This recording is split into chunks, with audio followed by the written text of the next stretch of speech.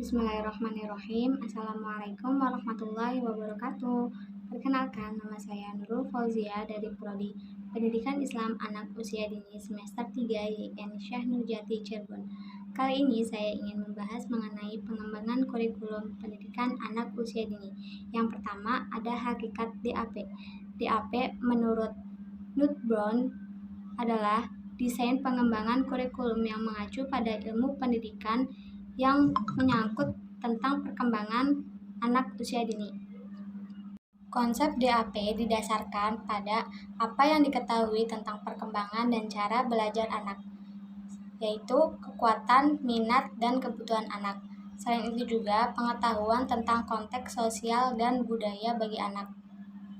Selanjutnya, konsep DAP memiliki 3 dimensi. Yang pertama, ada kesesuaian dengan usia atau age appropriateness, yaitu praktik pendidikan yang berdasarkan teori, di mana menempatkan tahapan manusia secara universal, khususnya pengaplikasian pada kehidupan 8 tahun pertama anak.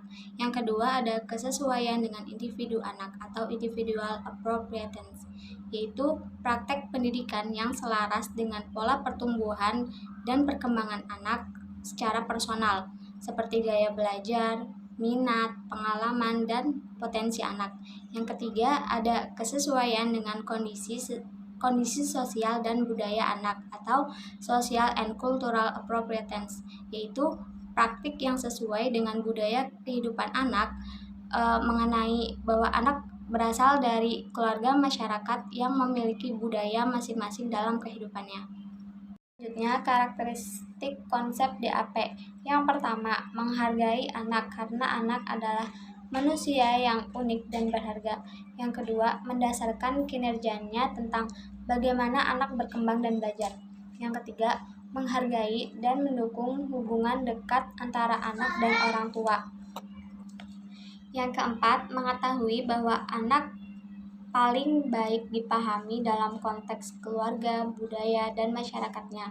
Yang kelima, menghormati martabat, nilai, dan keunikan pada anak. Dan yang terakhir, orang dewasa membantu dalam mengembangkan potensi anak secara optimal, terutama untuk pendidik dan orang tua. Selanjutnya ada prinsip-prinsip pengembangan DAP.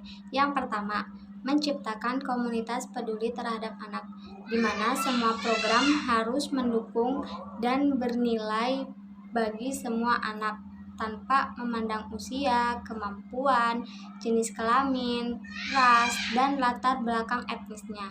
Yang kedua, mengajar untuk memperkaya perkembangan dan belajar anak. Pendidik menciptakan pembelajaran yang mampu menstimuli seluruh aspek perkembangan anak atau disiplin yang memperkuat anak-anak yang sedang belajar. Yang ketiga ada merancang kurikulum untuk mencapai tujuan penting, di mana pendidik harus akrab dengan rencana kurikulum, terutama kunci dalam menciptakan pembelajaran pada pengembangan hasil belajar anak. Yang keempat yaitu membangun hubungan timbal balik yang baik dengan keluarga anak. DAP memberi gambaran bagaimana bahwa pendidik mengembangkan hubungan yang kolaboratif dengan keluarga yang saling membutuhkan pengertian dan selalu bernegosiasi. Ada kerangka kerja dalam merancang kurikulum PAUD. Yang pertama, bagaimana anak belajar. Kurikulum seharusnya didasarkan pada pengetahuan tentang pemahaman anak. Lalu, apa yang dipelajari dari anak? Meliputi aspek perkembangan anak, lalu mengaitkannya dengan konten yang bersifat pengetahuan dan keterampilan, serta nilai-nilai yang sesuai dengan kelompok anak. Lalu, lingkungan fisik, membuat keputusan tentang pengaturan di dalam dan di luar ruangan, bahan dan peralatan yang tepat, serta bagaimana bisa dikelompokkan dan ditampilkan sehingga dapat menstimulus aspek perkembangan si anak. Yang keempat ada peran pendidik. Pendidik perlu memiliki pemahaman tentang materi yang sesuai dengan perkembangan anak dan menantang anak untuk belajar. Yang terakhir ada peran orang tua. Karena orang tua adalah dilibatkan secara aktif dengan didorong dan Orang tua juga bisa mengunjungi sekolah serta dapat mengenal program sekolah dengan baik. Selanjutnya, implementasi pembelajaran sesuai DAP. Yang pertama ada pengalaman belajar yang aktif. Dengan cara mempromosikan anak untuk aktif melakukan eksplorasi atau menjelajahi lingkungannya. Yang kedua, strategi pembelajaran yang bervariasi. Untuk mendorong terpenuhinya kebutuhan belajar anak, sementara pendidik membimbing melalui pembelajaran tematik, proyek, pusat belajar, pembelajaran berbasis masalah, dan berbasis literatur. Yang ketiga ada seimbang antara keterlibatan guru dan aktivitas anak. Pendidik sebagai fasilitator dalam mengembangkan strategi dan bimbingan belajar, sementara anak memiliki tanggung jawab dalam mencapai tujuan pembelajaran. Selanjutnya ada kurikulum yang terpadu, berkaitan dengan belajar kehidupan nyata, melalui pendekatan tematik yang memotivasi anak untuk menyelidiki ide-ide menarik dari berbagai perspektif. Yang terakhir yaitu pusat pembelajaran, di mana kelas sebagai tempat belajar yang diatur sedemikian rupa di mana anak-anak dapat secara leluasa terlibat dalam kegiatan belajarnya. Dalam pusat pembelajaran dikelola dalam 5 tahap, yakni yang pertama, tahap penataan lingkungan.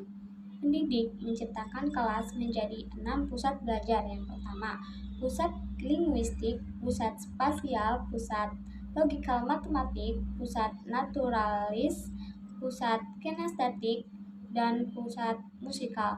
Yang kedua, tahap kegiatan pendahuluan dilakukan secara klasikal dalam bentuk lingkaran dengan tujuan mengondisikan anak untuk siap melakukan eksplorasi sambil bermain dan belajar.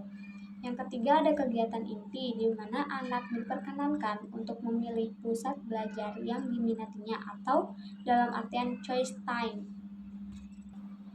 Yang keempat ada tahap kegiatan istirahat, di mana pada tahapan ini anak membuka bekal makanan yang dibawa dari rumah.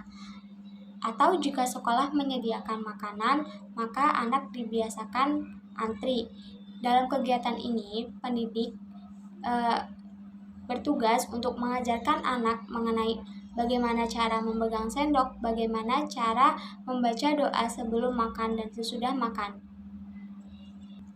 Yang terakhir yaitu tahap kegiatan penutup, di mana pada kegiatan ini mengajak anak untuk berkumpul, berdiskusi tentang apa yang telah mereka lakukan dan yang mereka pelajari tadi, dengan mengevaluasi aktivitas dan meminta mereka menunjukkan hasil karyanya.